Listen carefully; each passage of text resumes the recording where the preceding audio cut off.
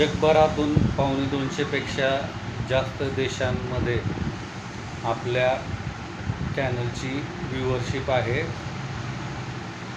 आपण जे rare minerals किंवा दुर्मिळ धातूंवरती जे आपलं अंदाजपत्रक घेतो, तर जगभरात त्याला प्रतिसाद मिळत आहे आणि आपले नेहमीचे दर्शक